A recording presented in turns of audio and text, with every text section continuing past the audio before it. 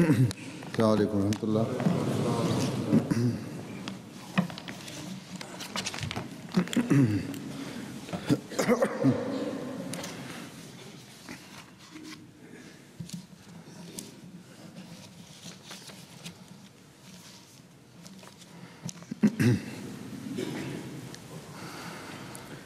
أشهد أن لا إله إلا الله وحده لا شريك له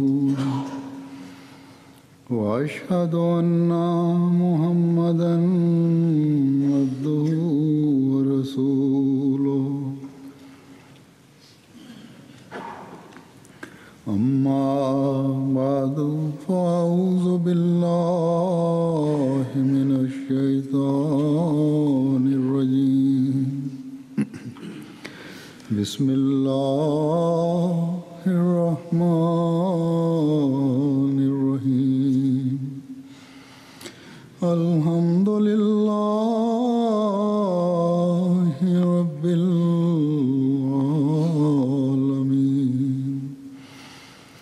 الرحمن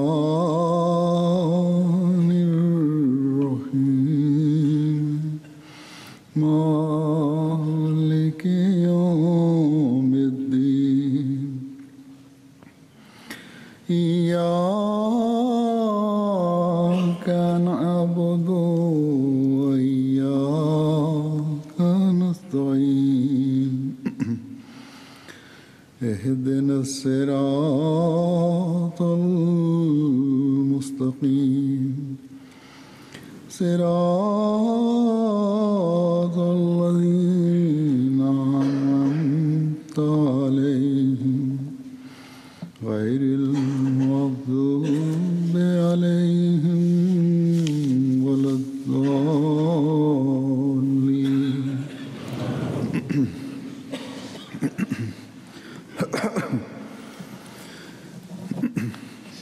کل ایک خبر آئی تھی کہ پوپ نے جرمنی میں ایک یونیورسٹی میں اپنے لیکچر کے دوران بعض اسلامی تعلیمات کا ذکر کیا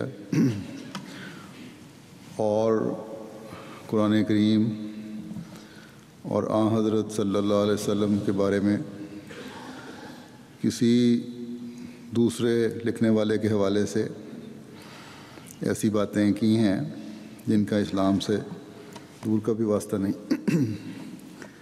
یہ ان کا ایک طریقہ ہے بڑی ہوشیاری سے دوسرے کا حوالہ دے کر اپنی جان بھی بچانے کی کوشش کرتے ہیں اور بات بھی کہہ جاتے ہیں۔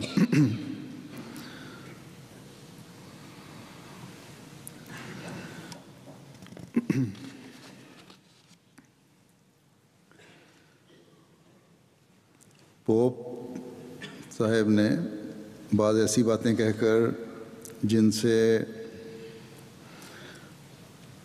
قرآن کریم، اسلام اور بانی اسلام صلی اللہ علیہ وسلم کے بارے میں ایک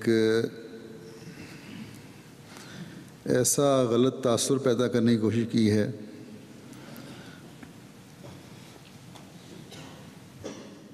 جس سے مسلمانوں میں تو ایک بے چینی پیدا ہوگی۔ اس سے ان کے اپنے اسلام کے خلاف دلی جذبات کا جو ہے وہ بھی اظہار ہو جاتا ہے۔ پوپ کا مقام ایک ایسا ہے، چاہے وہ کسی حوالے سے بھی بات کرتے، ان کے لیے مناسب نہیں تھا کہ ایسی بات کا اظہار کیا جاتا۔ اس وقت جب کہ دنیا میں مسلمانوں کے خلاف مغرب میں کسی نہ کسی حوالے سے نفرت کے جذبات پیدا کیے جا رہے ہیں، پوپ کا ایسی بات کرنا جلتی پر تیل ڈالنے والی بات تھی. چاہیے تو یہ تھا کہ وہ یہ کہتے کہ گو کہ آج بعض شرپسند اسلامی تنظیموں نے جو متشددانہ طریق اپنایا ہوا ہے، لیکن اسلام کی تعلیم جو ہے اس کے خلاف نظر آتی ہے، اور دنیا میں امن قائم رکھنے کے لیے ہمیں مل جل کر کام کرنا چاہیے تاکہ معصوم انسانیت کو تباہی و بربادی سے بچایا جا سکے. اپنے ماننے والوں کو اس کے بجائے انہوں نے اپنے ماننے والوں کو اس راستے پر لگانے کی کوشش کی ہے کہ اسلام کی تعلیم تو ہے ہی ہے. میرا خیال تھا کہ پوپ سلجھے ہوئے انسان ہیں اور عالم آدمی ہیں، اور اسلام کے بارے میں بھی کچھ علم رکھتے ہوں گے، لیکن یہ بات کر کے تو انہوں نے بالکل ہی اپنی کم علمی کا اظہار کیا. جس مسیح کے خلافت کے وہ دعوے دار ہیں، اس کی تعلیم پر تو دنیا میں امن قائم کرنے کی کوشش ان کو کرنی چاہیے تھی. اس تعلیم پر چلتے ہوئے اس نے تو دشمن سے بھی نیک سلوک کرنے کی تعلیم دی ہے. حضرت صلی اللہ علیہ وسلم اور قرآن کی طرف غلط باتیں منسوب کر کے ایک طرف تو مسلمانوں کے جذبات سے کھیلا گیا ہے، جیسا کہ میں نے کہا، اور رد عمل کے طور پر جن کو جذبات پر کنٹرول نہیں ہے وہ پھر ایسی حرکتیں کر جائیں گے جس سے مسلمانوں کے خلاف مزید ان کو پروپیگنڈے کا موقع مل جائے گا. دوسرے پوپ کے پیروکار جو ہیں اور مغرب میں رہنے والے لوگ جو ہیں، اسلام کو جو شدت پسند مذہب سمجھتے ہیں، ان کے دلوں میں مزید مسلمانوں کے خلاف نفرت پھیلے گی. اللہ تعالیٰ رحم فرمائے اور دنیا کو فتنے اور فساد سے بچائے. احمدیوں کو تو یہ دعا کرنی چاہیے ہمیشہ ہی، اور دعا کے ساتھ ہر ملک میں یہ جو سوال اٹھائے گئے انہوں نے اس پہ آگے پھر اپنا لیکچر دیا، اس کے جواب بھی دینے چاہیے.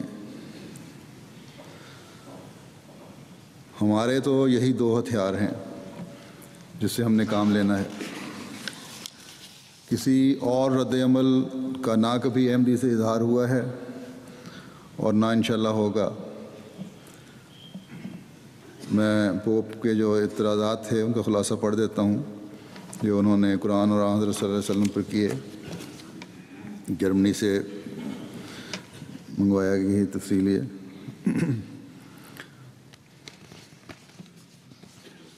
کہتے ہیں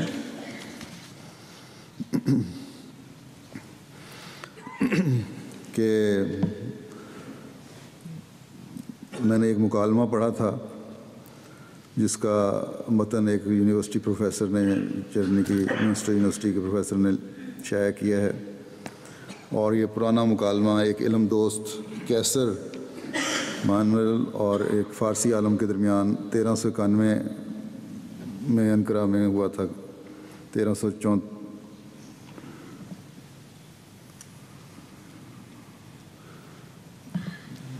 اور پھر یہ تحریر میں لایا وہی عیسائی عالم جو تھا. لیکن ساتھ یہ تسلیم کرتے ہیں کہ کیونکہ یہ مکالمہ اور اپنی جو تھا وہ عیسائی عالم کی طرف سے شائع ہوا ہے، اس لیے انہوں نے اپنی زیادہ بات کی ہے.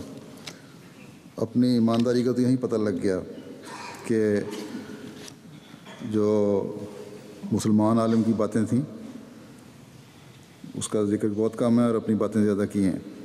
بہرحال جو سوال اٹھائے ہیں وہ کہتے ہیں کہ میں اس ایک نقطے پر بات کرنا چاہوں گا اس لیکچر میں اپنے، اور اس میں یہ ہے کہ کیسر جہاد کا ذکر کرتا ہے، اور کیسر کو یقیناً علم تھا، سورہ بقرہ کی آیت 256 کا حوالہ دے رہے ہیں کہ دین مذہب کے معاملے میں جبر نہیں ہے اسلام میں، لیکن آگے کہتے ہیں کیسر یقیناً قرآن میں مقدس جنگ یا جہاد سے متعلق بعد کی تعلیمات سے ہی واقف تھا۔ قرآن میں جو اس حوالے سے تفصیلات درج ہیں، مثلاً اہل کتاب اور کفار سے مختلف قسم کا سلوک کیا جانا چاہیے، یہ ان کا حوالہ اپنی طرف سے دے دیا، اور یہ کہتے ہیں کہ کیسر حیران کن ترش الفاظ میں اپنے شریک گفتگو سے بنیادی سوال کرتا ہے، اور مذہب اور جبر کا آپس میں کیا تعلق ہے اس پہ مزید کہتا ہے۔ پھر کہتے ہیں کہ مجھے دکھاؤ کہ محمد صلی اللہ علیہ وسلم کون سی نئی چیز لے کر آئے ہیں، تمہیں صرف بری اور غیر انسانی تعلیمات ہی ملی ہیں، جس کے بعد آپ صلی اللہ علیہ وسلم نے یہ تعلیم دی کہ ان کے لائے ہوئے مذہب کو تلوار کے زور سے پھیلایا جائے۔ اللہ، اس کے بعد خیر اپنی پھر آگے کہتا ہے، کیسر تفصیل سے بیان کرتا ہے کیوں مذہب کو طاقت کے زور سے پھیلانا عقل کے خلاف ہے، یہ تعلیم خدا کی ذات اور روح کی ماہیت سے متصادم ہے۔ کہتے ہیں کہ وہ کہتا ہے کہ خدا کو خون ریزی پسند نہیں، اور خلاف عقل عمل خدا کی ذات سے متصادم ہے۔ ایمان روح کا پھل ہے، جسم کا نہیں۔ پھر آگے کہتے ہیں کہ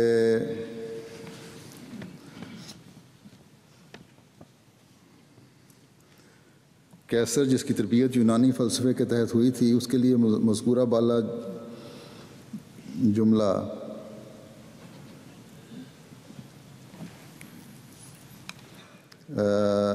ایک واضح حقیقت ہے۔ جب اسلامی تعلیم کے مطابق خدا ایک مطلقاً ماورائیت کا حامل وجود ہے اور کسی عرضی کیٹیگری کا پابند نہیں، حتیٰ کہ معقولیت کا بھی نہیں۔ اور پھر آگے دیتے ہیں ایک ماہر اسلامیات فرانسیسی ہے، اس نے ابن حزم کی کوئی بات کوٹ کی ہے کہ کوئی شے خدا کو ہم پر سچ ظاہر کرنے پر مجبور نہیں کر سکتی، اگر وہ چاہے تو انسان کو بت پرستی بھی کرنی پڑے گی۔ پتہ نہیں ابن حزم نے کہا بھی تھا کہ نہیں، کوئی حوالہ آگے نہیں۔ پھر وہ لکھتے ہیں کہ کیا یہ عقیدہ کہ خدا خلاف عقل کام نہیں کر سکتا صرف ایک یونانی عقیدہ ہے، یا یہ ازلی اور فی ذاتی ایک حقیقت ہے؟ میرے خیال میں یہاں یونانی فکر کی اور خدا پر ایمان، ایسے ایمان کی جو کہ بائبل پر مبنی ہو، آپس میں گہری مطابقت نظر آتی ہے۔ خیر یہ لمبا لیکچر ہے، باقی تو اس میں جیسا کہ میں نے کہا، ایک تو خود ہی اس بات کو تسلیم کر رہے ہیں کہ کیسر کے اپنے الفاظ فارسی عالم کے جوابات کے مقابلے میں مفصل ہیں، اور جس عیسائی نے اپنی یہ داستان لکھی ہے، ظاہر ہے اس نے اپنی بڑائی ظاہر کرنے کے لیے اپنی دلیلوں کو مضبوط کرنا تھا، دوسری طرف کی دلیلیں دی نہیں گئیں، یقیناً انصاف سے کام نہیں لیا گیا ہوگا۔ بہرحال جو کچھ بھی یہ تھا،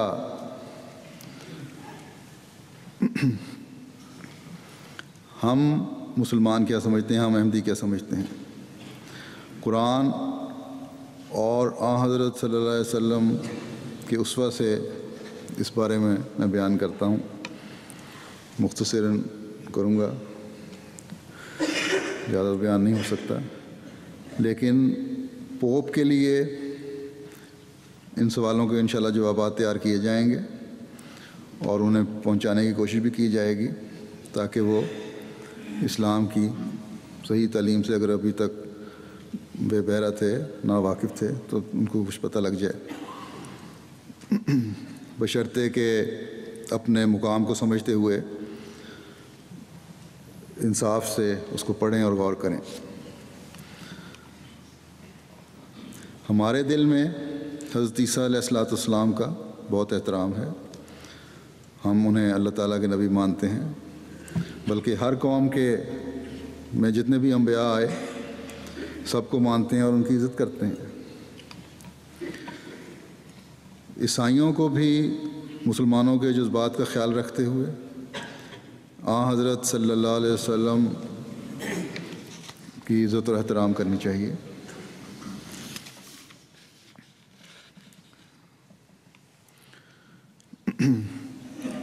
جیسا کہ میں نے کہا کہ کیسر کا حوالہ دے کر پوپ صاحب یہ کہتے ہیں کہ سورہ بقرہ کی آیت 256 کو کہا کیسر کو یقیناً علم تھا، اور یہ آیت وہ ہے کہ لا اکراہ فی الدین، یعنی دین کے معاملے میں کوئی جبر نہیں۔ کہتے ہیں کہ یہ صورت ابتدائی صورتوں میں سے تھی، لیکن کیسر کو اتنی ابتدائی بھی نہیں ہے، مدینہ کے پہلے 1-2 سال کی ہے، لیکن کیسر کو بعد کی صورتوں کا بھی علم تھا اور جہاد کے متعلق بعد کی تعلیمات سے بھی واقف تھا۔ واقف تو پتہ نہیں وہ تھا یا نہیں، لیکن تعصب کی نظر ضرور رکھتا تھا۔ کہتے ہیں کہ قرآن میں کفار اور اہل کتاب کے بارے میں مختلف سلوک کرنے کی ہدایت ہے، جبکہ مذہب میں جبر کا کوئی تصور نہیں۔ نعوذ باللہ حضرت صلی اللہ علیہ وسلم کی تعلیم میں بری اور غیر انسانی تعلیمات ہی ملیں گی، اس کے علاوہ کچھ نہیں ملے گا۔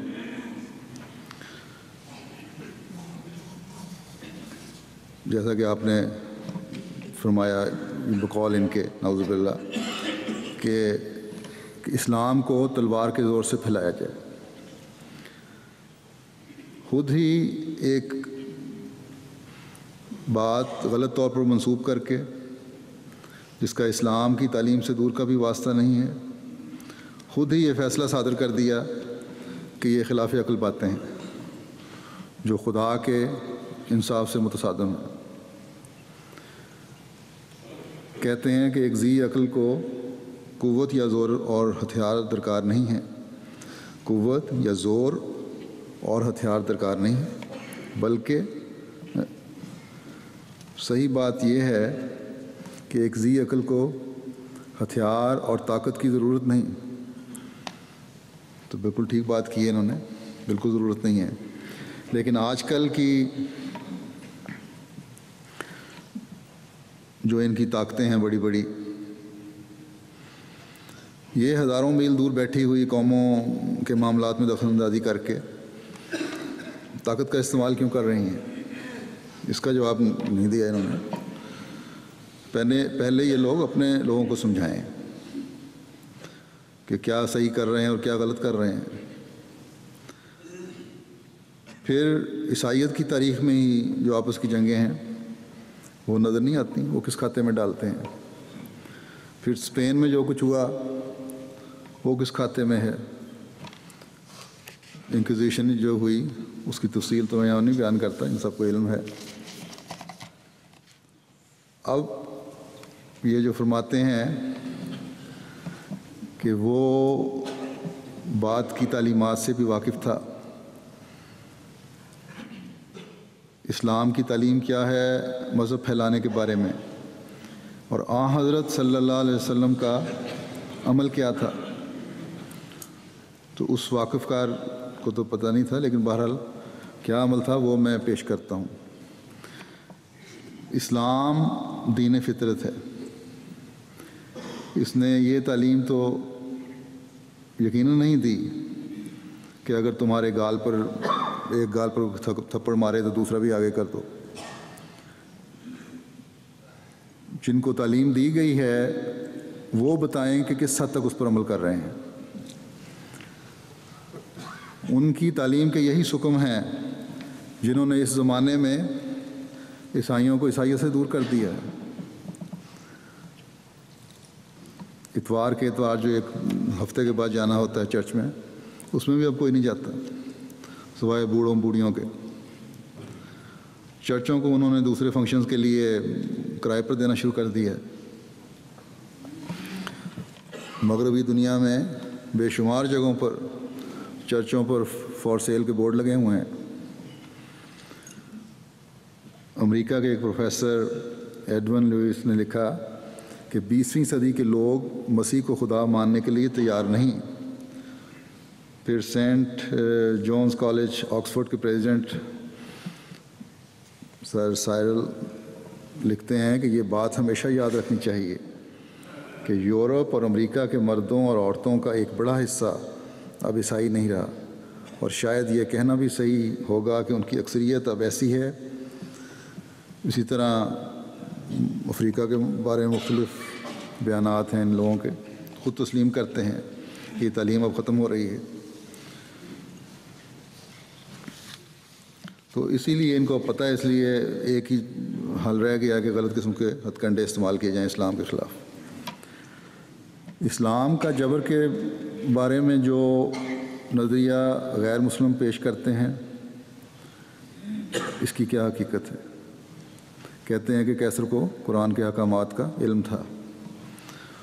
تو دیکھ لیں قرآن کیا کہتا ہے۔ اللہ تعالیٰ فرماتا ہے قُلِ الْحَقُّ مِن رَبِّكُمْ فَمَنْ شَاءَ فَلْيُؤْمِنْ وَمَنْ شَاءَ فَلْيَكْفُرْ، کہ حضرت صلی اللہ علیہ وسلم سے یہ اعلان کروا دیا اللہ تعالیٰ نے کہ بتا دو تم دنیا کو کہ اسلام حق ہے اور تمہارے رب کی طرف سے، بس جو چاہے اس پر ایمان لائے اور جو چاہے انکار کر دے، کیونکہ لا اکراہ فی الدین کا حکم ہے۔ پھر اللہ تعالیٰ قرآن کریم میں فرماتا ہے قُلْ يَا أَيُّهَا النَّاسُ قَدْ جَاءَكُمُ الْحَقُّ مِن رَبِّكُمْ فَمَنِ اهْتَدَىٰ فَإِنَّمَا يَهْتَدِي لِنَفْسِهِ وَمَنْ ضَلَّ فَإِنَّمَا يَضِلُّ عَلَيْهَا وَمَا أَنَا عَلَيْكُمْ بِوَكِيلٍ، یعنی اے رسول تو لوگوں سے کہہ دے کہ تمہارے پاس تمہارے رب کی طرف سے حق آیا ہے، بس جو شخص ہدایت کو قبول کرے گا تو اس کا فائدہ خود اسی کے نفس کو ہوگا، اور جو غلط راستے پر چلے گا اس کا وبال بھی اس کی جان پر ہے۔ میں کوئی تمہاری ہدایت کا ذمہ دار نہیں ہوں۔ اس کا عملی نمونہ بھی حضرت صلی اللہ علیہ وسلم نے دکھایا جب بنو نذیر انصار کی اس اولاد کو جو انصار نے پیدائش کے وقت سے بنو نذیر کو دے دی تھی، اور بنو نذیر کو اپنی بعض زیادتیوں اور حرکتوں کی وجہ سے جلا وطنی کی سزا ملی، تو انصار نے اپنی اولاد کو ان سے واپس لینا چاہا، روکنا چاہا، تو حضرت صلی اللہ علیہ وسلم نے فرمایا کہ نہیں، جو تم دے چکے ہو دے چکے، اب دین کے معاملے میں کوئی جبر نہیں، یہ اب ان کے پاس ہی رہیں گے۔ اور یہ آپ کی تعلیم بھی تھی جس کی وجہ سے آپ کے خلفاء اور صحابہ اس بات کو سمجھتے ہوئے اس کی پابندی کرتے تھے۔ چنانچہ حضرت عمر کے ایک غلام خود بیان کرتے ہیں کہ مجھے حضرت عمر کئی دفعہ انہوں نے کہا کہ مسلمان ہو جاؤ، لیکن میرے انکار پر آپ یہ کہتے کہ ٹھیک ہے اسلام میں جبر نہیں۔ اور جب آپ کی وفات کا وقت قریب آیا تو فرمایا کہ میں تمہیں آزاد کرتا ہوں، جہاں جانا چاہتے ہو چلے جاؤ۔ تو یہ تعلیم اور یہ عمل ہیں اسلام میں آزادی مذہب کی۔ ایک غلام پر بھی سختی نہیں کی گئی، اور پوپ صاحب کہتے ہیں کہ ظلم اور سختی رکھی گئی ہے اسلام کے حکم میں۔ پھر قرآن کریم فرماتا ہے قُلْ لِلَّذِينَ أُوتُوا الْكِتَابَ وَالْأُمِّيِّينَ أَأَسْلَمْتُمْ فَإِنْ أَسْلَمُوا فَقَدِ اهْتَدَوْا وَإِنْ تَوَلَّوْا فَإِنَّمَا عَلَيْكَ الْبَلَاغُ وَاللَّهُ بَصِيرٌ بِالْعِبَادِ۔ اے رسول صلی اللہ علیہ وسلم ان لوگوں کو کہہ دے جنہیں کتاب دی گئی ہے اور جو امی ہیں یعنی مشرکین ہیں کہ کیا تم اسلام کو قبول کرتے ہو؟ پس اگر وہ فرمانبرداری اختیار کریں، اسلام قبول کر لیں تو وہ ہدایت پا گئے، اور اگر وہ منہ پھیر لیں تو تیرے ذمہ صرف پہنچا دینا ہے۔ اللہ تعالیٰ بندوں کو دیکھ رہا ہے، یعنی اب یہ خدا کا کام ہے، وہ خود ہی فیصلہ کرے گا کہ کس کو پکڑنا ہے، کس کو سزا دینی ہے، کس سے کیا سلوک کرنا ہے۔ بس یہ احکام ہیں، اور یہ آخری آیت جو ہے میں نے پڑھی ہے یہ فتح مکہ کے بعد کی ہے جب طاقت تھی۔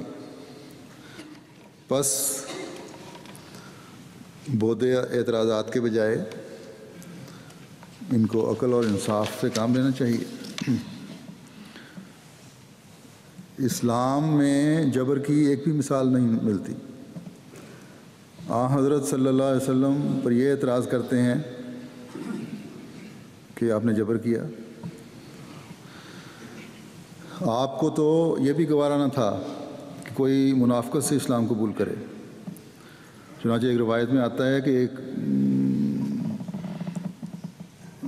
کافر قیدی پیش ہوا اور اس نے عرض کیا آپ سے کہ مجھے قید کیوں کیا گیا ہے، میں تو مسلمان ہوں۔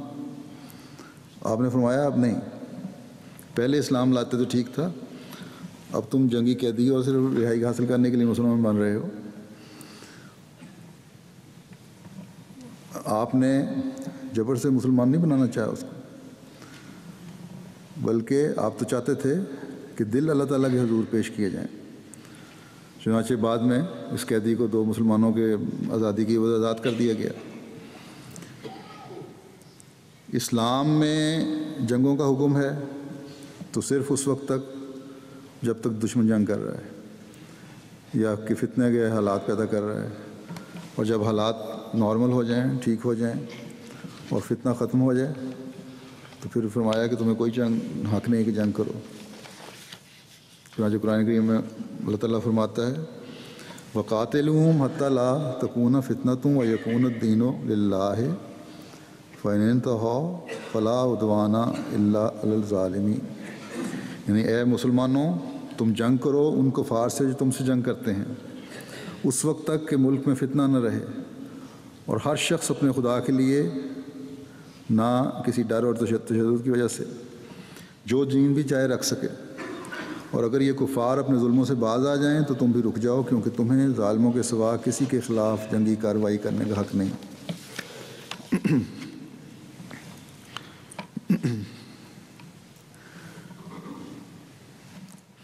یہ جو اللہ تعالیٰ نے فرمایا ہے، فرماتا ہے کہ تم لڑو ان کفار سے جو تم سے لڑتے ہیں اس وقت تک کہ ملک میں فتنہ نہ رہے، اس کے بارے میں وضاحت سے ایک جگہ ذکر آیا ہے۔ ابن عمر کہتے ہیں کہ ہم نے اس الہی حکم کی تعمیل یوں کی کہ جب رسول اللہ صلی اللہ علیہ وسلم کے زمانے میں مسلمان بہت تھوڑے تھے اور جو شخص اسلام لاتا تھا اسے کفار کی طرف سے دین کے راستے میں دکھ دیا جاتا تھا، اور بعض کو قتل کر دیا جاتا تھا اور بعض کو قید کر دیا جاتا تھا، بس ہم نے جنگ کیا اس وقت تک کہ مسلمانوں کی تعداد اور طاقت زیادہ ہو گئی اور نو مسلموں کے لیے فتنہ نہ رہا۔ اس کے بعد جب فتنہ کفار کی وجہ سے ختم ہو گیا تو بات ختم ہو گئی۔ پھر اللہ تعالیٰ فرماتا ہے یا ایھا الذین آمنوا کونوا قوامین للہ شہداء بالقسط ولا یجرمنکم شنآن قوم علی الا تعدلوا اعدلوا هو اقرب للتقوی واتقوا اللہ ان اللہ خبیر بما تعملون، کہ اے وہ لوگوں جو ایمان لائے ہو، اللہ کی خاطر مضبوطی سے نگرانی کرتے ہوئے انصاف کی تائید میں گواہ بن جاؤ، اور کسی قوم کی دشمنی تمہیں ہرگز اس بات پر آمادہ نہ کرے کہ تم انصاف نہ کرو۔ انصاف کرو، یہ تقوی کے سب سے زیادہ قریب ہے، اور اللہ سے ڈرو، یقیناً اللہ اس سے ہمیشہ باخبر رہتا ہے جو تم کرتے ہو۔ بس یہ انصاف تھا جس نے حضرت صلی اللہ علیہ وسلم کے زمانے میں بھی ایک انقلاب پیدا کیا، اور بعد میں بھی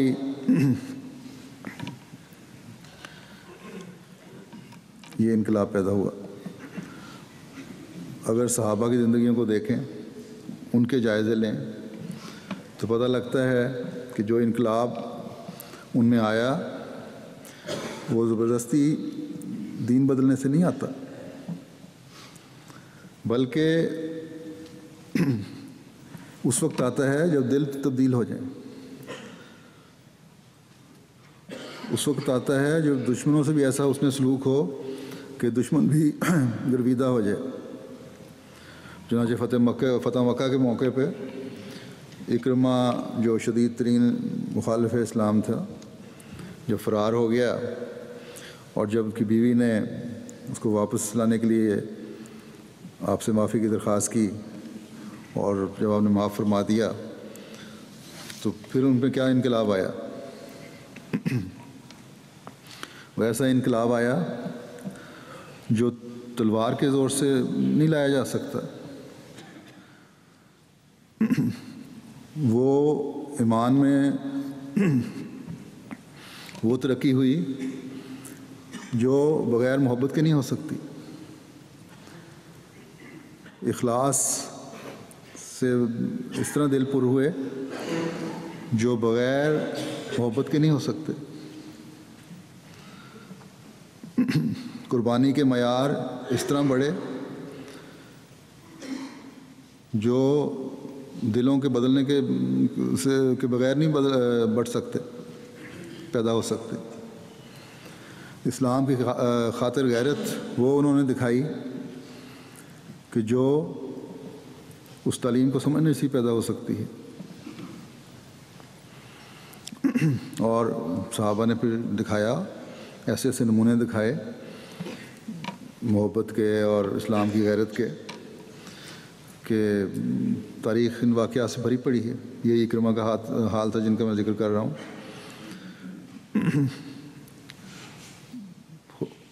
ان کے بارے میں پہلے آتا ہے کہ اکرمہ کا یہ حال تھا کہ ہر لڑائی میں وہ آن حضرت صلی اللہ علیہ وسلم کے خلاف لڑا اور اسلام کو مٹانے کے لیے اپنی کوشش صرف کر دی، اور بالآخر جب فتح مکہ ہوا تو آن حضرت صلی اللہ علیہ وسلم کو کی ماتحتی کو اپنے لیے موجب ذلت سمجھ کر مکہ سے بھاگ گیا، جیسے میں نے بتایا ہے۔ اور جب وہ مسلمان ہو گئے تو اخلاص کا یہ حال تھا کہ حضرت ابوبکر کے زمانہ خلافت میں انہوں نے باغیوں کا قلع کما کرنے میں بے نظیر جانثاریاں دکھائیں، اور جب ایک جنگ میں سخت گھمسان کا رن پڑا اور لوگ اس طرح کٹ کٹ کر گر رہے تھے جیسے کہتے ہیں کہ جہاں درانتی کے سامنے گھاس کٹتا ہے، اس وقت اکرمہ ساتھیوں کو لے کر عین قلب لشکر میں جا کودے۔ بعض لوگوں نے منع کیا کہ اس وقت لڑائی کی حالت سخت خطرناک ہو رہی ہے، اس طرح دشمن کی فوج میں گھسنا ٹھیک نہیں ہے، لیکن اکرمہ نہ مانا اور یہی کہتے ہوئے آگے بڑھ گئے کہ میں لات اور عزیٰ کی خاطر محمد رسول اللہ صلی اللہ علیہ وسلم سے لڑا ہوں، آج خدا کے راستے میں لڑتے ہوئے پیچھے نہیں رہوں گا۔ اور جب لڑائی کے خاتمے پر دیکھا گیا تو ان کی لاش نیزوں اور تلوار کے زخموں سے چھلنی ہوئی تھی۔ مالی قربانی کے بارے میں ان کے بارے میں آتا ہے، یہ حال تھا کہ جب غنائم میں سے غنیمت کا مال جو ملتا تھا، اکرمہ کو کوئی حصہ ملتا تو اس کو صدقہ دے دیا کرتے تھے، خدمت دین میں بے دریغ خرچ کرتے تھے۔ تو یہ تبدیلیاں دلوں میں پیدا ہوتی ہیں، تلوار کے زور سے پیدا نہیں ہوتی ہیں۔ غیر مسلموں کے الزام کے زبردستی مذہب تبدیل کرتے تھے۔ تاریخ ایسے واقعات سے بھری پڑی ہے جو ان باتوں کو جھٹلاتی ہے۔ حضرت صلی اللہ علیہ وسلم کی تعلیم کیا تھی، ہم دیکھ بھی آئے ہیں، کچھ واقعات دیکھ لیے۔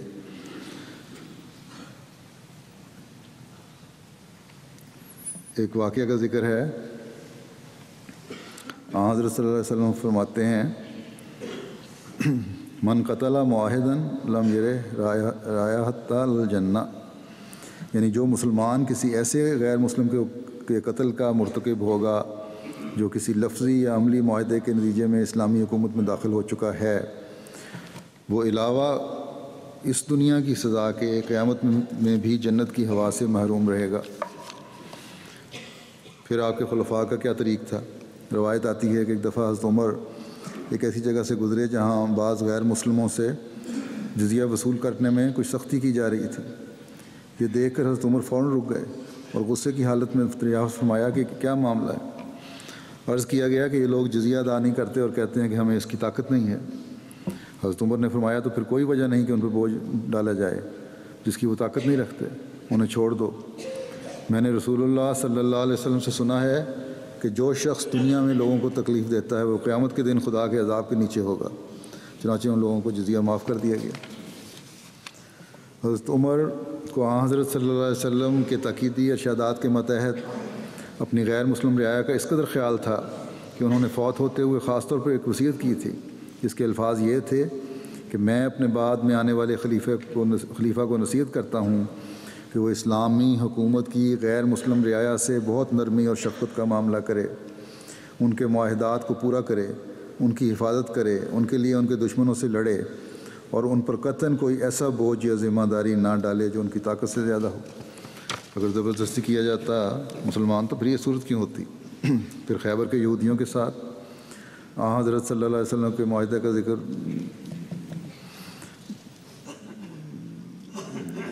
شروع میں جب گئے تھے مدینہ تو اس وقت معاہدہ ہوا تھا، تو وسلم ان سے محاصل کی بٹائی کے لیے اپنے صحابی عبداللہ بن رواحہ کو بھیجا کرتے تھے۔ تو آپ کی تعلیم کے ماتحت عبداللہ بن رواحہ فصل کی بٹائی میں اس قدر نرمی سے کام لیتے تھے کہ فصل کے 2 حصے کر کے یہودیوں کو اختیار دے دیتے تھے کہ اب ان حصوں میں سے جو حصہ بھی تم پسند کرو لے لو، اور پھر جو حصہ پیچھے رہ جاتا تھا وہ خود لے لیتے تھے۔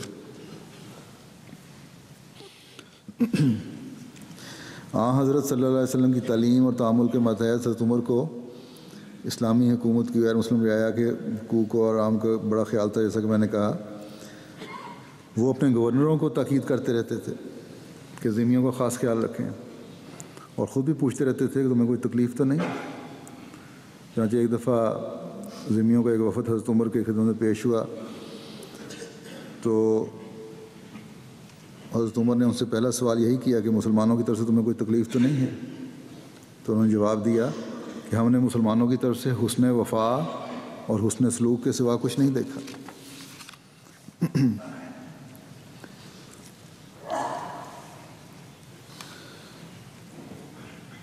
جب شام فتح ہوا تو مسلمانوں نے شام کی عیسائی آبادی سے ٹیکس وصول کیا، لیکن اس کے تھوڑے عرصے بعد رومی سلطنت کی طرف سے پھر جنگ کا اندیشہ پیدا ہو گیا، جس پر شام کے اسلامی امیر حضرت ابو عبیدہ نے تمام وصول شدہ ٹیکس عیسائی آبادی کو واپس کر دیا اور کہا کہ جب جنگ کی وجہ سے ہم تمہارے حقوق ادا نہیں کر سکتے تو ہمارے لیے جائز نہیں کہ یہ ٹیکس اپنے پاس رکھیں۔ عیسائیوں نے یہ دیکھ کر بے اختیار مسلمانوں کو دعا دی اور کہا، خدا کرے تم رومیوں پر فتح پاؤ اور پھر اس ملک کے حاکم بنو۔ تو یہ سلوک تھا مسلمانوں کا۔ چنانچہ جب دوبارہ فتح ہوئی تو مسلمان پھر واپس آئے، اسی طرح پھر ٹیکس وصول ہونا شروع ہو گیا۔ اب یہ بتائیں کہ کیا اس کو زبردستی کہتے ہیں؟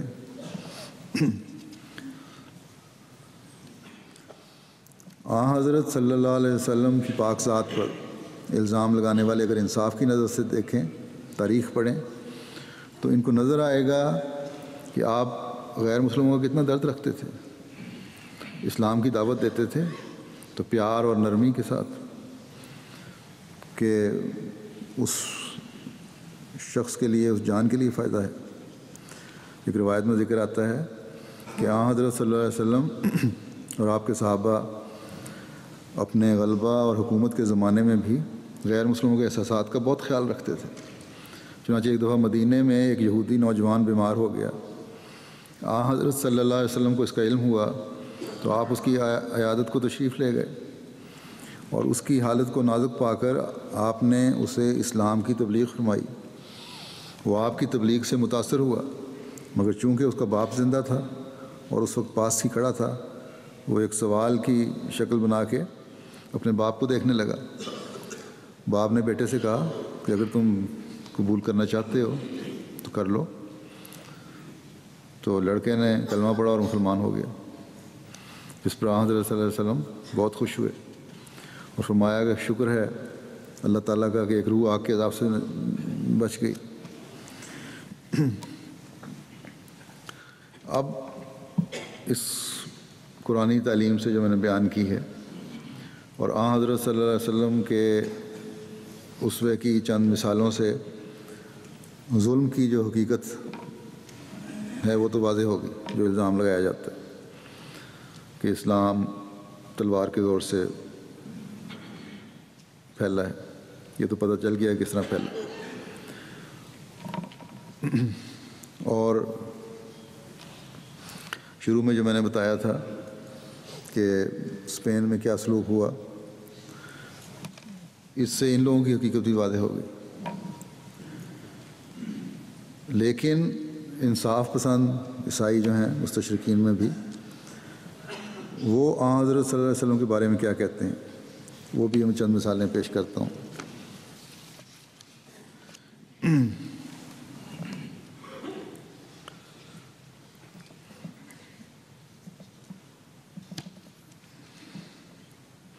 کارلائل صاحب اپنی کتاب میں لکھتے ہیں کہ ہم لوگوں یعنی عیسائیوں میں جو یہ بات مشہور ہے کہ محمد صلی اللہ علیہ وسلم ایک پرفن اور فطرتی شخص اور جھوٹے دعوے دار نبوت تھے، اور ان کا مذہب دیوانگی اور خام خیالی کا ایک تودہ ہے۔ اب یہ سب باتیں لوگوں کے نزدیک غلط ٹھہرتی جاتی ہیں۔ جو جھوٹ باتیں متعصب عیسائیوں نے اس انسان یعنی حضرت صلی اللہ علیہ وسلم کی نسبت بنائی تھیں، اب وہ الزام قطعاً ہماری روح سیاہی کا باعث، اور جو باتیں اس انسان یعنی حضرت صلی اللہ علیہ وسلم نے اپنی زبان سے نکالی تھیں 1200 برس سے 18 کروڑ آدمیوں کے لیے وہ منزلہ ہدایت کا قائم ہیں اس وقت جب انہوں نے لکھا تھا۔ اس وقت جتنے آدمی محمد صلی اللہ علیہ وسلم کے کلام پر اعتقاد رکھتے ہیں، اس سے بڑھ کر اور کسی کے کلام پر اس زمانے کے لوگ یقین نہیں رکھتے۔ میرے نزدیک اس خیال سے بدتر اور ناخدا پرستی کا کوئی دوسرا خیال نہیں ہے کہ ایک جھوٹے آدمی نے یہ مذہب پھیلایا۔ پھر سر ولیم میں اور متعصب بھی ہیں، کافی بعض باتیں غلط بھی لکھی ہوئی ہیں، یہ بھی لکھتے ہیں کہ ہم بلا تعامل اس بات کو تسلیم کرتے ہیں کہ حضرت صلی اللہ علیہ وسلم نے ہمیشہ کے واسطے اکثر توہمات باطلہ کو جن کی تاریخی مدتوں سے جزیرہ نمایاں عرب پر چھا رہی تھی کل عدم کر دیا۔ بلحاظ معاشرت کے بھی اسلام میں کچھ کم خوبیاں نہیں ہیں۔ مذہب اسلام اس بات پر فخر کر سکتا ہے کہ اس میں پرہیزگاری کا ایک ایسا درجہ موجود ہے جو کسی اور مذہب میں نہیں۔ پھر ایڈورڈ گیون لکھتے ہیں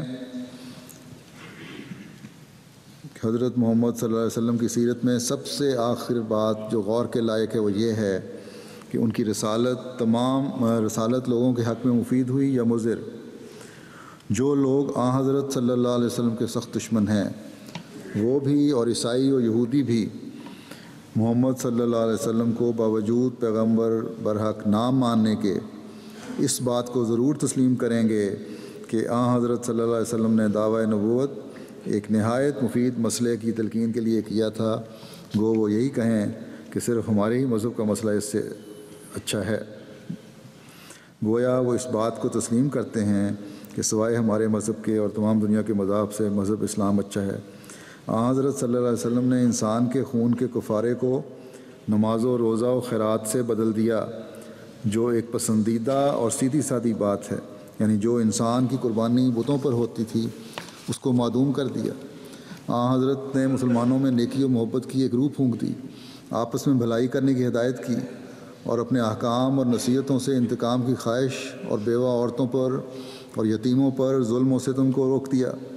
قومیں جو ایک دوسرے کی جانی دشمن تھیں وہ اعتقاد و فرما برداری میں متفق ہو گئیں، اور خان کی جھگڑوں میں جو بہادری بیہودہ طور سے صرف ہوتی تھی وہ نہایت مستعدی سے ایک غیر ملک کے دشمن کے مقابلے پر مائل ہو گئی۔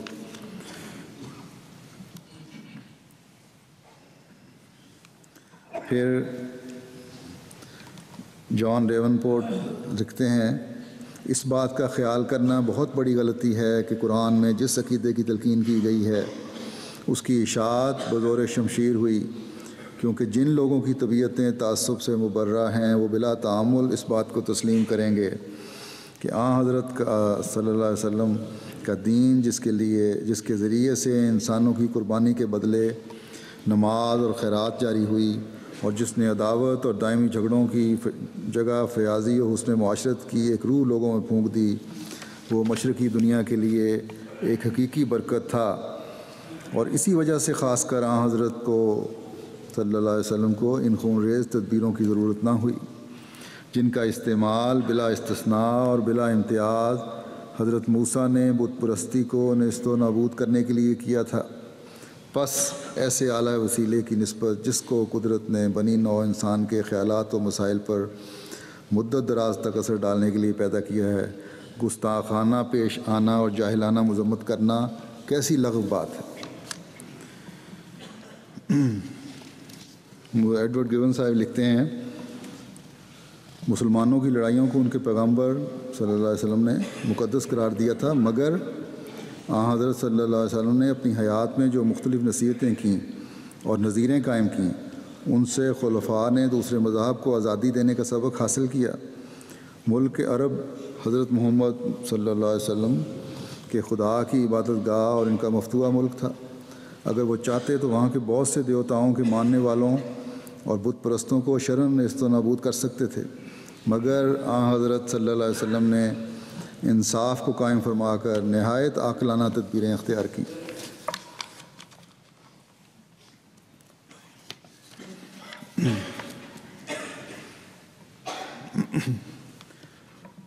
کاؤنٹ ٹالسٹائی اس میں لکھتے ہیں کہ اس میں کسی قسم کا شک و شبہ نہیں کہ محمد صلی اللہ علیہ وسلم ایک عظیم المرتبت مصلح تھے جنہوں نے انسانوں کی خدمت کی۔ آپ کے لیے فخر کیا کم ہے کہ آپ امت کو نور حق کی طرف لے گئے اور اسے اس قابل بنا دیا کہ وہ امن و سلامتی کی دل دادہ ہو جائے، زہد و تقویٰ کی زندگی کو ترجیح دینے لگے۔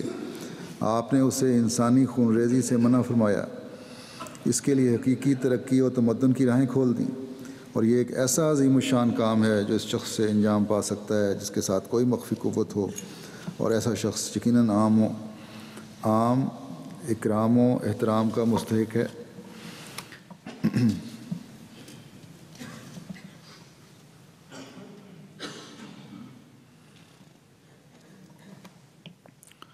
پھر برنارڈ شاہ لکھتے ہیں کہ ازمنہ وسطیٰ میں عیسائی راہبوں نے جہالت و تعصب کی وجہ سے مذہب اسلام کی بڑی بھیانک تصویر پیش کی ہے۔ بات یہیں ختم نہیں ہو جاتی۔ انہوں نے تو حضرت محمد صلی اللہ علیہ وسلم کو اچھے لفظوں میں یاد نہیں کیا۔ میں نے ان باتوں کا بغور مطالعہ اور مشاہدہ کیا ہے، اور میں اس نتیجے پر پہنچا ہوں کہ محمد صلی اللہ علیہ وسلم ایک عظیم ہستی اور صحیح معنوں میں انسانیت کے نجات دہندہ ہیں۔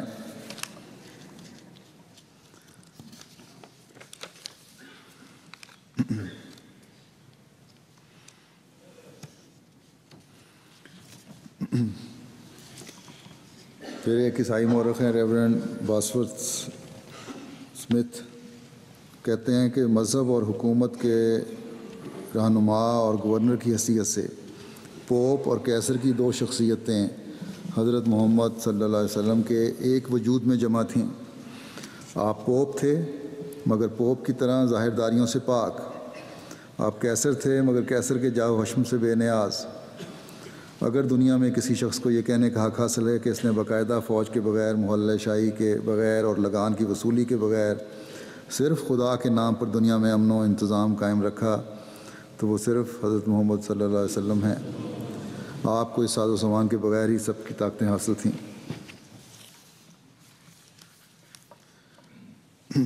پھر پرنگل کینیڈی صاحب ہیں، یہ لکھتے ہیں کہ کھلے لفظوں میں کہا جائے تو محمد صلی اللہ علیہ وسلم زمانے کے عظیم انسان تھے۔ آپ کی حیران کن کامیابی کے لیے ہمیں لازماً ان کے حالات زمانہ کو سمجھنا چاہیے۔ حضرت عیسیٰ کی پیدائش کے 550 سال بعد آپ اس دنیا میں تشریف لائے۔ اس زمانے میں یونان، روم اور بحیرہ عرب کی 101 ریاستوں کے تمام قدیم مذاہب اپنی افادیت کھو چکے تھے۔ اس کی جگہ رومن حکومت کا دبدبہ ایک زندہ حقیقت کا روپ دھار چکا تھا۔ شہنشاہ کیسر روم کے مطابق حکومت وقت کی پرستش اور اطاعت گویا رومی حکومت کا مذہب بن چکا تھا۔ یہ بجا کہ دیگر مذاہب بھی موجود تھے، مگر وہ اپنے مذہب کے باوجود اس نئے عوامی روش کے پابند ہو چکے تھے۔ لیکن شہنشاہیت روما دنیا کو سکون نہ دے سکی۔ چنانچہ مشرقی مذاہب اور مصر، شام اور ایران کی توہم پرستی نے رومی سلطنت میں نفوذ شروع کیا اور مذہبی لوگوں کی اکثریت کو زیر اثر کر لیا۔ ان تمام مذاہب کی مہلک خرابی یہ تھی کہ وہ کئی پہلوؤں سے قابل شرم حد تک گر چکے تھے۔ عیسائیت جس نے 4 صدی میں سلطنت روما کو فتح کیا تھا، رومن اقتدار اپنا چکی تھی۔ اب عیسائیت وہ خالص فرقہ نہ رہا تھا جس کی تعلیم اسے 3 صدیاں قبل دی گئی تھی۔ وہ سراسر غیر روحانی تمول پسند اور مادیت زدہ ہو چکی تھی۔ پھر کیسے چند ہی سالوں میں اس حالت میں ایک انقلاب پیدا ہو گیا؟ ہاں، یہ کیسے ہوا کہ 650 عیسوی محمد صلی اللہ علیہ وسلم کی بعثت کے بعد میں دنیا کا ایک بہت بڑا خطہ پہلے کے مقابلے پر ایک مختلف دنیا میں تبدیل ہو گیا۔ بلا شبہ یہ تاریخ انسانی کا ایک انتہائی شاندار باب ہے۔ پھر یہ انقلاب آگے بڑھا۔ انتہا پرست عیسائیوں اور مستشرقین کی مخالفانہ رائے کے باوجود ان گہرے اثرات میں کوئی کمی نہیں آ سکتی جو آپ صلی اللہ علیہ وسلم کی زندگی نے تاریخ عالم پر ثبت کیے۔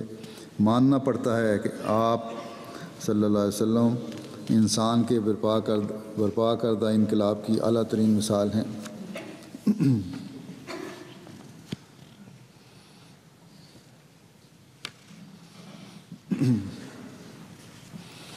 ایس پی اسکاٹ لکھتے ہیں کہ اگر مذہب کا مقصد اخلاق کی ترویج، برائی کا خاتمہ، انسانی خوشی و خوشحالی کی ترقی اور انسان کی ذہنی صلاحیتوں کا جلا ہے، اور اگر نیک اعمال کی جزا اس بڑے دن ملنی ہے جب تمام بنی نوع انسان قیامت کو خدا کے حضور پیش کیے جائیں گے، تو پھر یہ تسلیم کرنا کہ محمد صلی اللہ علیہ وسلم بلا شبہ خدا کے رسول تھے کرنا پڑتا ہے۔ ہرگز بے بنیاد اور بے دلیل دعویٰ نہیں ہے۔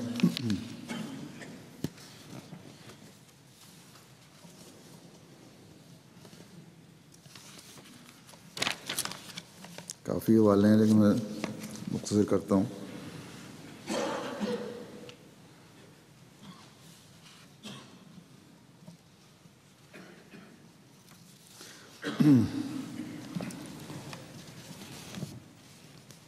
روتھ کرینسٹن ورلڈ فیتھس میں لکھتے ہیں کہ محمد عربی صلی اللہ علیہ وسلم نے کبھی بھی جنگ یا خون ریزی کا آغاز نہیں کیا۔ ہر جنگ جو انہوں نے لڑی مدافعانہ تھی۔ وہ اگر لڑتے تو اپنی بقا کو برقرار رکھنے کے لیے، اور ایسے اسلحہ اور طریق سے لڑے جو زمانے کا رواج تھا۔ یہ بات یقین سے کہی جا سکتی ہے کہ 14 کروڑ، یہ پرانی بات ہے 1950 کے قریب کی، کہ 14 کروڑ عیسائیوں میں سے جنہوں نے حال ہی میں 1,20,000 سے زائد انسانوں کو ایک بم سے ہلاک کر دیا ہو، کوئی ایک قوم بھی ایسی نہیں جو ایک ایسے لیڈر پر شک کی نظر ڈال سکے جس نے اپنی تمام جنگوں کے بدترین حالات میں بھی صرف 500 یا 600 افراد کو تحت کیا ہو۔ عرب کے نبی کے ہاتھوں 7ویں صدی کے تاریکی کے دور میں جب لوگ ایک دوسرے کے خون کے پیاسے ہو رہے ہوں، ہونے والی ان ہلاکتوں کا آج کی روشن 20ویں صدی کی ہلاکتوں سے مقابلہ کرنا ایک حماقت کے سوا کچھ نہیں۔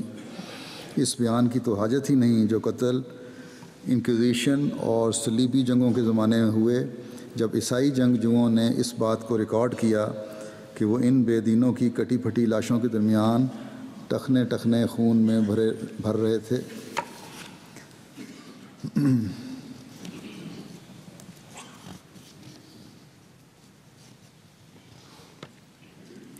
پھر ڈیمن پورٹ لکھتے ہیں، یہ بات یقینی طور پر کامل سچائی کے ساتھ کہی جا سکتی ہے کہ اگر مغربی شہزادے مسلمان مجاہدین اور ترکوں کی جگہ ایشیا کے حکمران ہو گئے ہوتے تو مسلمانوں کے ساتھ اس مذہبی رواداری کا سلوک نہ کرتے جو مسلمانوں نے عیسائیت کے ساتھ کیا، کیونکہ عیسائیت نے تو اپنے ان مذہبوں کو نہایت تعصب اور ظلم کے ساتھ تشدد کا نشانہ بنایا جن کے ساتھ ان کے مذہبی اختلافات تھے۔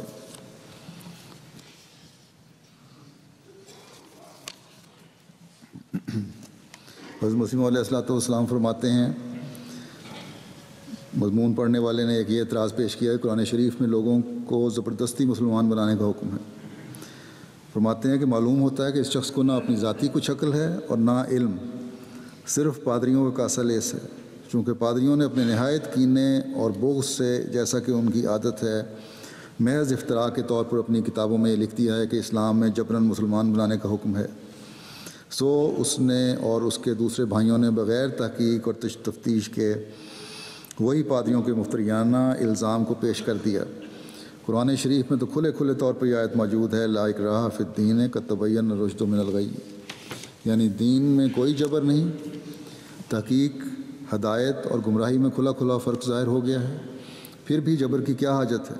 تعجب کے باوجود ہے کہ قرآن شریف میں اس قدر تصریح سے بیان فرمایا ہے کہ دین کے بارے میں جبر نہیں کرنا چاہیے، پھر بھی جن کے دل بغض اور دشمنی سے سیاہ ہو رہے ہیں، ناحق خدا کے کلام پر جبر کا الزام دیتے ہیں۔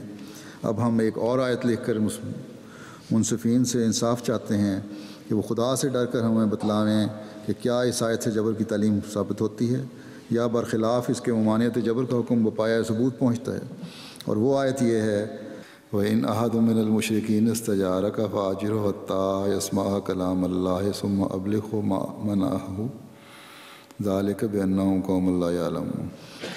اگر تجھ سے اے رسول کوئی شخص مشرکوں میں سے پناہ کا خواستگار ہو تو ان کو پناہ دو، اور اس وقت تک ان کو اپنی پناہ میں رکھو کہ وہ اطمینان سے خدا کے کلام کو سن اور سمجھ لے، اور پھر اس کو ان کے امن کی جگہ پر واپس پہنچا دو۔ یہ رعایت ان لوگوں کے حق میں اس وجہ سے کرنی ضروری ہے کہ یہ لوگ اسلام کے حقیقت سے واقف نہیں ہیں۔ اب ظاہر ہے کہ اگر قرآن شریف جبر کی تعلیم کرتا تو یہ حکم نہ دیتا کہ جو کافر قرآن شریف کو سننا چاہے تو جب وہ سن چکے اور مسلمان نہ ہو تو اس کی امن کی جگہ پر پہنچا دینا چاہیے، بلکہ یہ حکم دیتا کہ جب ایسا کافر قابو میں آ جائے تو وہیں اس کو مسلمان کر لو۔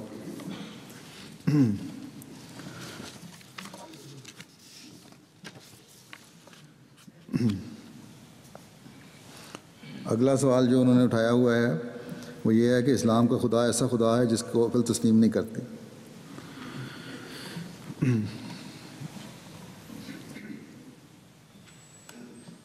اسلام کا خدا تو ایسا خدا ہے جو اپنے وجود کو تسلیم کرانے کے لیے عقل کی طرف بلاتا ہے انسانوں کو۔ اگر یہ تصور ہے ہر ایک میں کہ خدا کا جو زمین و آسمان کو پیدا کرنے والا ہے اور اس کا مالک ہے، تو پھر یہ بھی تسلیم کرنا چاہیے کہ وہ تمام قدرتوں کا مالک ہے۔ اسلام کے خدا کی نظریہ کوئی استہزاء کا نظر سے اڑانے کے بجائے عقل اور تدبر کی ضرورت ہے اس کے لیے۔ حضرت مسیح علیہ السلام فرماتے ہیں کہ اسلام کا خدا وہی سچا خدا ہے جو آئینہ قانون قدرت اور صحیفہ فطرت سے نظر آ رہا ہے۔ اسلام نے کوئی نیا خدا پیش نہیں کیا، بلکہ وہی خدا پیش کیا ہے جو انسان کا نور قلب اور انسان کا کانشس اور زمین و آسمان پیش کر رہا ہے۔ پھر آپ فرماتے ہیں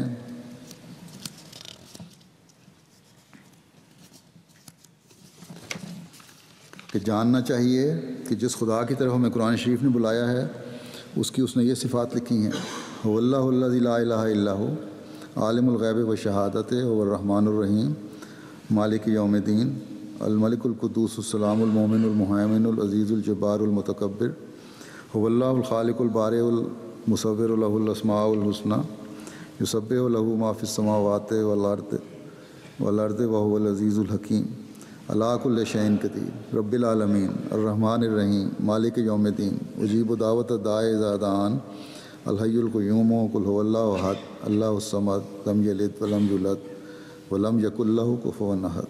یعنی وہ خدا جو واحد لا شریک ہے، جس کے سوا کوئی بھی پرستش اور فرمانبرداری کے لائق نہیں۔ یہ اس لیے فرمایا کہ اگر وہ لا شریک نہ ہو تو شاید اس کی طاقت پر دشمن کی طاقت غالب آ جائے۔ اس صورت میں خدائی معارض خطرے میں پڑ رہے گی۔ اور یہ فرمایا کہ اس کے سوا کوئی پرستش کے لائق نہیں۔ اس سے یہ مطلب ہے کہ وہ ایسا کامل خدا ہے جس کی صفات اور خوبیاں اور کمالات ایسے اور اعلیٰ اور بلند ہیں کہ اگر موجودات میں سے بوجہ صفات کاملہ کے ایک خدا انتخاب کرنا چاہیں یا دل میں عمدہ سے عمدہ اور اعلیٰ سے اعلیٰ خدا کی صفات فرض کریں تو وہ سب سے اعلیٰ جس سے بڑھ کر کوئی اعلیٰ نہیں ہو سکتا وہی خدا ہے جس کی پرستش میں ادنا کو شریک کرنا ظلم ہے۔ بس اسلام تو ہر قسم کے شرک سے پاک ہے۔ یہ ظلم اور شرک تو عیسائی کر رہے ہیں جو ایک اللہ کے نبی کو خدا بنا کر کھڑا کر دیا ہے خدا۔ پھر فرمایا کہ عالم الغیب ہے، یعنی اپنی ذات کو آپ ہی جانتا ہے، اس کی ذات پر کوئی احاطہ نہیں کر سکتا۔ ہم آفتاب اور مہتاب اور ہر ایک مخلوق کا سراپا دیکھ سکتے ہیں اگر خدا کا سراپا دیکھنے سے قاصر ہیں۔ پھر فرمایا کہ وہ عالم الشہادہ ہے، یعنی کوئی چیز اس کو نظر سے پردہ میں نہیں ہے۔ یہ جائز نہیں کہ خدا کہلا کر پھر علم اشیاء سے غافل ہو۔ وہ اس عالم کے ذرے ذرے پر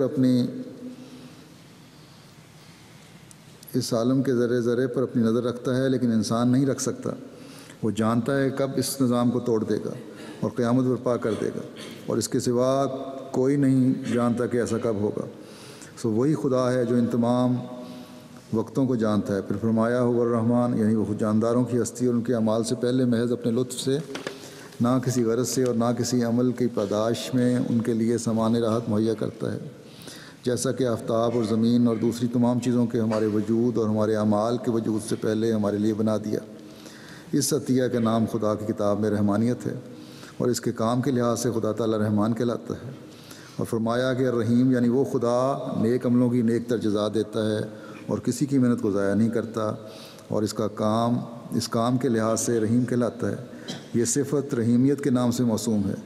اور پھر فرمایا مالک یوم الدین یعنی وہ خدا ہر ایک کی جزا اپنے ہاتھ میں رکھتا ہے، اس کا کوئی ایسا کارپرداز نہیں جس کو اس نے زمین و آسمان کی حکومت سونپ دی ہو اور آپ الگ ہو بیٹھا ہو اور آپ کچھ نہ کرتا ہو۔ وہی کارپرداز سب کچھ جزا سزا دیتا ہو اور آئندہ دینے والا ہو۔ اس کو ضرورت تو کوئی نہیں ہے کیونکہ وہ سب قدرتوں کا مالک ہے۔ اس کو یہ ضرورت نہیں کہ خداؤں کی کونسل بنائے اور پھر ان کی مدد کرے وہ کونسل۔ تو عقل کی اگر بات کا سوال ہے کہ خدا تعالیٰ کے جس نام کا تصور ہے خدا تعالیٰ کا اس کو عقل تسلیم نہیں کرتی۔ عقل تو ان کے تصور کو تسلیم نہیں کرتی کہ 3 خدا بنائے ہوئے ہیں، کہ اگر جمہوری طور پہ حکومت چلے گی تو خدا تعالیٰ کی اگر ایک بھی ان میں سے راضی نہ ہو تو فیصلہ کرنا مشکل ہو جائے۔ فرماتے ہیں کہ آپ کچھ نہ کچھ کرتا ہو وہی اور آپ کچھ نہ کرتا ہو وہی کارپرداز سب کچھ جزا سزا دیتا ہو، آئندہ دینے والا ہو۔ اور فرمایا الملک القدوس یعنی وہ خدا بادشاہ ہے جس پر کوئی داغ عیب نہیں۔ یہ ظاہر ہے کہ انسانی بادشاہت عیب سے خالی نہیں۔ اگر مثلاً تمام رعیت جلا وطن ہو کر دوسرے ملک کی طرف بھاگ جاوے تو پھر بادشاہی قائم نہیں رہ سکتی، یا اگر مثلاً تمام رعیت قحط زدہ ہو جائے تو پھر خراج شاہی کہاں سے آئے گا؟ اگر رعیت کے لوگ اس بحث شروع کر دیں کہ تجھ میں ہم سے زیادہ کیا ہے تو وہ کون سی لیاقت اپنی ثابت کرے؟ بس خدا تعالیٰ کی بادشاہی ایسی نہیں ہے، وہ ایک دم میں تمام ملک کو فنا کر کے اور مخلوقات پیدا کر سکتا ہے۔ اگر وہ ایسا خالق اور قادر نہ ہوتا تو پھر بجز ظلم کے اس کی بادشاہت چل نہ سکتی، کیونکہ وہ دنیا کو ایک مرتبہ معافی اور نجات دے کر پھر دوسری دنیا کہاں سے لاتا؟ کیا نجات چاہتا لوگوں کو دنیا میں بھیجنے کے لیے پھر پکڑتا اور ظلم کی راہ سے اپنی معافی اور نجات دہی کو واپس لیتا؟ تو اس صورت میں اس کی خدائی میں فرق آتا اور دنیا کی بادشاہوں کی طرح داغدار بادشاہ ہوتا جو دنیا کے لیے قانون بناتے ہیں، بات بات پر بگڑتے ہیں اور اپنی خود غرضی کے وقتوں پر جب دیکھتے ہیں کہ ظلم کے بغیر چارہ نہیں تو ظلم کو شیر مادر سمجھ لیتے ہیں کہ بس ماں کے دودھ کی طرح وہ پیتے ہیں۔ بس یہ اسلام کا خدا ہے جو ہر ظلم سے پاک ہے۔ مثلاً قانون شاہی جائز رکھتا ہے کہ ایک جہاز کو بچانے کے لیے کشتی کے سواروں کو تباہی میں ڈال دیا جائے اور ہلاک کیا جائے، مگر خدا کو یہ اضطرار پیش نہیں آنا چاہیے۔ بس اگر خدا پورا قادر اور عدم سے پیدا کرنے والا نہ ہوتا تو یا تو وہ کمزور راجوں کی طرح قدرت کی جگہ ظلم سے کام لیتا، اور یا عادل بن کر خدا ہی کو ہی الوداع کہتا، بلکہ خدا کا جہاز تمام قدرتوں کے ساتھ سچے انصاف پر چل رہا ہے۔ پھر فرمایا السلام یعنی وہ خدا جو تمام عیبوں اور مصائب اور سختیوں سے محفوظ ہے بلکہ سلامتی دینے والا ہے۔ اس کے معنی بھی ظاہر ہیں، کیونکہ اگر وہ آپ ہی مصیبتوں میں پڑتا، لوگوں کے ہاتھ سے مارا جاتا اور اپنے ارادوں میں ناکام رہتا تو اس کے بد نمونے کو دیکھ کر کس طرح تسلی پکڑ کر ایسا خدا ہمیں ضرور مصیبتوں سے چھڑا دے گا۔ چنانچہ اللہ تعالیٰ باطل معبودوں کے بارے میں فرماتا ہے ان الذین تدعون من دون اللہ لن یخلقوا ذبابا ولو اجتمعوا لہ وإن یسلبھم الذباب شیئا لا یستنقذوہ منہ ضعف الطالب والمطلوب ما قدر اللہ کا قدر ان اللہ لقوی عزیز۔ جن لوگوں کو تم خدا بنائے بیٹھے ہو وہ تو ایسے ہیں کہ اگر سب مل کر ایک مکھی پیدا کرنا چاہیں تو کبھی پیدا نہ کر سکیں، اگرچہ ایک دوسرے کی مدد بھی کریں، بلکہ اگر مکھی ان کی چیز چھین کر لے جائے تو انہیں طاقت نہیں کہ وہ مکھی سے چیز واپس لے سکیں۔ ان کے پرستار عقل کے کمزور اور وہ طاقت کے کمزور ہیں۔ کیا خدا ایسا ہوا کرتا ہے؟ خدا تو وہ ہے کہ سب قوتوں والوں سے زیادہ قوت والا اور سب پر غالب آنے والا ہے، نہ اس کو کوئی پکڑ سکے اور نہ مار سکے۔ ایسی غلطیوں میں جو پڑھتے ہیں وہ خدا کی قدر نہیں پہچانتے اور نہیں جانتے کہ خدا کیسا ہونا چاہیے، پھر فرمایا کہ خدا اس کو بخشنے والا اور اپنے کمالات اور توحید پر دلائل قائم کرنے والا ہے۔ یہ اس بات کی طرف اشارہ ہے کہ سچے خدا کا ماننے والا کسی مجلس میں شرمندہ نہیں ہو سکتا اور نہ خدا کے سامنے شرمندہ ہوگا، کیونکہ اس کے پاس زبردست دلائل ہوتے ہیں۔ لیکن بناوٹی خدا کا ماننے والا بڑی مصیبت میں ہوتا ہے۔ وہ بجائے دلائل بیان کرنے کے ہر ایک بیہودہ بات کو راز میں داخل کرتا ہے تاکہ ہنسی نہ ہو اور ثابت شدہ غلطیوں کو چھپانا چاہتا ہے۔ اور پھر فرمایا کہ المحیمن العزیز الجبار المتکبر، یعنی وہ سب کا محافظ ہے اور سب پر غالب اور بگڑے ہوئے کا بنانے والا ہے، اور اس کی ذات نہایت مستغنی ہے۔ اور فرمایا هو اللہ الخالق البارئ المصور له الاسماء الحسنی، یعنی وہ ایسا خدا ہے کہ جسموں کا پیدا کرنے والا اور روحوں کا بھی پیدا کرنے والا، رحم میں تصور کھینچنے والا، رحم میں تصویر کھینچنے والا ہے۔ تمام نیک جہاں تک خیال میں آ سکیں سب اسی کے نام ہیں۔ اور فرمایا یسبح لہ ما فی السماوات والارض وہو العزیز الحکیم، یعنی آسمان کے لوگ بھی اس کے نام کو پاکی سے یاد کرتے ہیں اور زمین کے لوگ بھی۔ اس آیت میں اشارہ فرمایا کہ آسمانی اجرام میں آبادی ہے اور وہ لوگ بھی پابند خدا کی ہدایتوں کے ہیں۔ اور پھر فرمایا علی کل شیء قدیر، یعنی خدا بڑا قادر ہے۔ یہ پرستاروں کے لیے تسلی ہے، کیونکہ اگر خدا عاجز ہو اور قادر نہ ہو تو ایسے خدا سے کیا امید رکھیں۔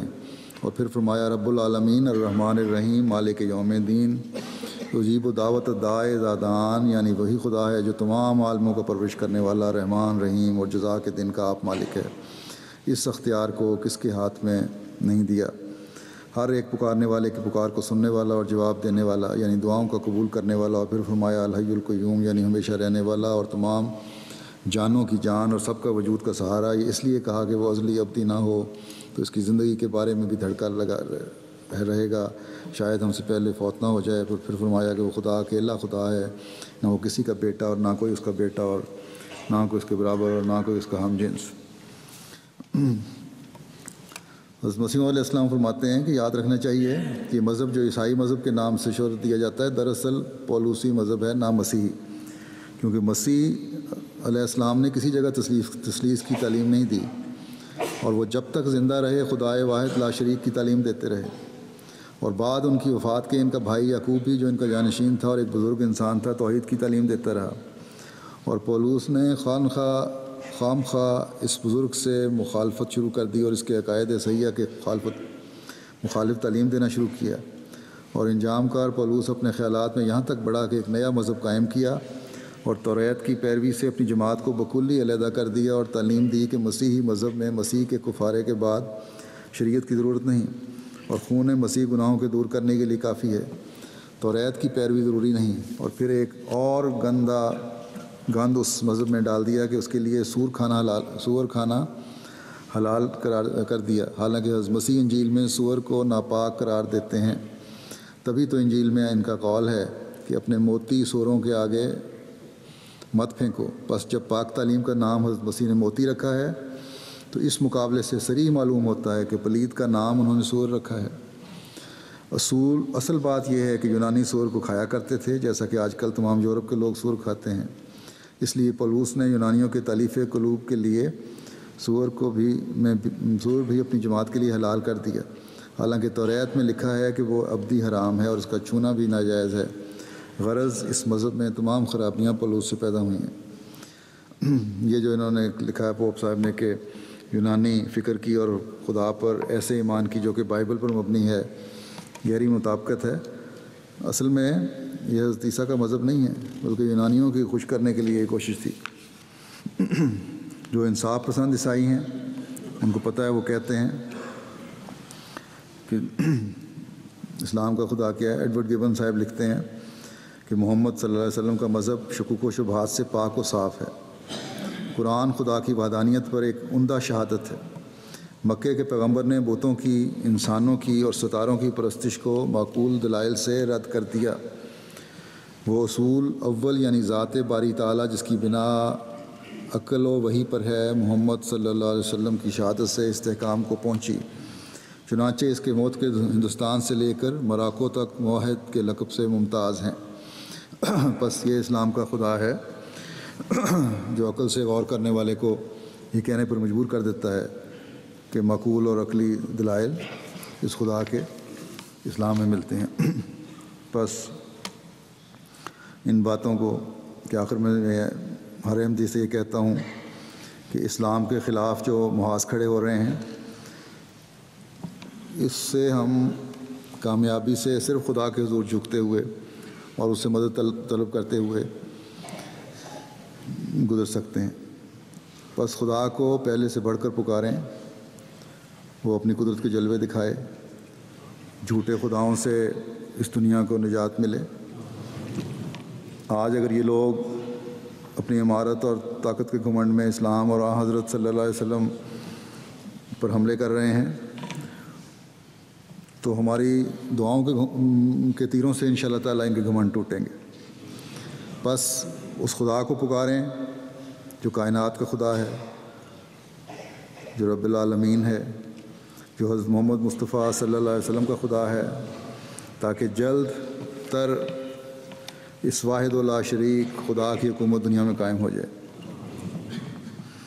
مسلمان ملکوں کو بھی سوچنا چاہیے کہ اپنے فروعی اختلافات جو ہیں ان کو ختم کریں، آپس کی لڑائیوں اور دشمنیوں کو ختم کریں، ایک ہو کر آن حضرت صلی اللہ علیہ وسلم کے نام کو بلند کرنے کی کوشش کریں، اور ایسے عمل سے باز آ جائیں جن سے غیروں کو ان پر انگلی اٹھانے کی ضرورت ہو۔ اللہ تعالیٰ ان کی مدد کرے۔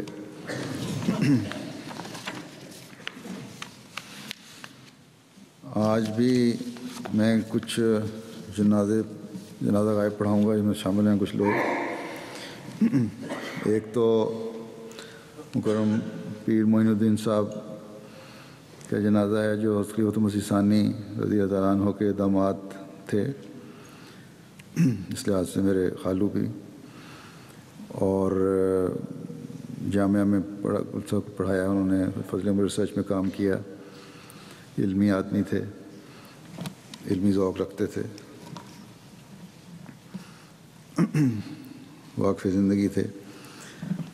دوسرا جنازہ مکرمہ آمنہ خاتون صاحبہ کا، جو حضرت مولانا نذیر احمد صاحب مبشر کی اہلیہ تھیں، ان کا ہے، پچھلی دفعہ یہ رہ گیا تھا۔ انہوں نے بھی غانا میں مولوی نذیر احمد صاحب مبشر کے ساتھ بڑا لمبا عرصہ بڑی قربانی سے وقت گزارا ہے۔ اللہ تعالیٰ ان کے درجات بلند کرے۔ اور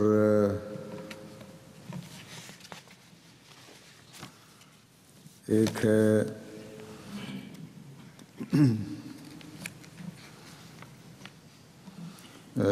یہ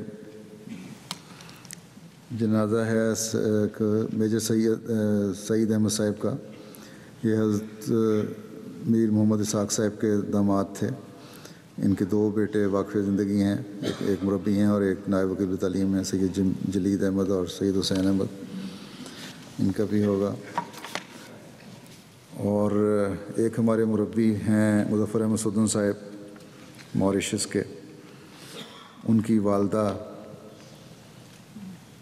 وفات پا گئی ہیں، ان کا جنازہ غائب بھی ہم پڑھیں گے ابھی۔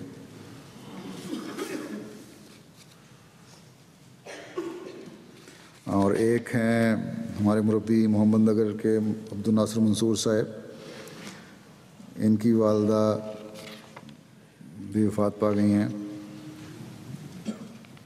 سردار بیگم صاحبہ علیہ ڈاکٹر ریاض احمد صاحب، انہوں نے خط ساتھ لگایا کہ خلیفۃ المسیح رابع نے وعدہ کیا تھا کہ میں جنازہ پڑھاؤں گا، ان کا بھی جنازہ غائب ابھی پڑھیں گے۔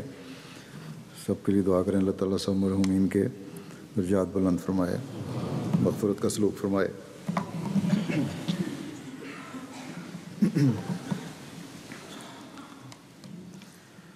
الحمد للہ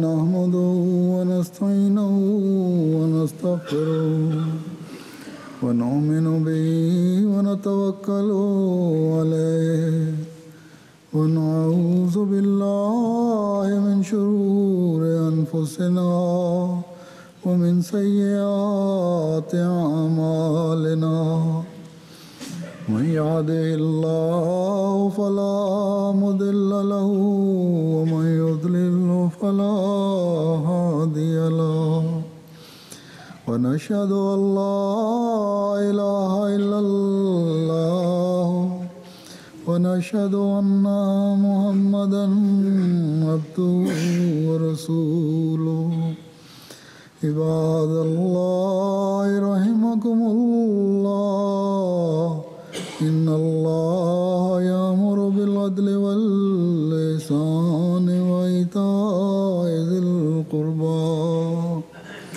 وينهى عن الفحشاء والمنكر والبغي يعظكم لعلكم تذكرون اذكروا الله يذكركم وادعوه يستجب لكم ولذكر الله أكبر.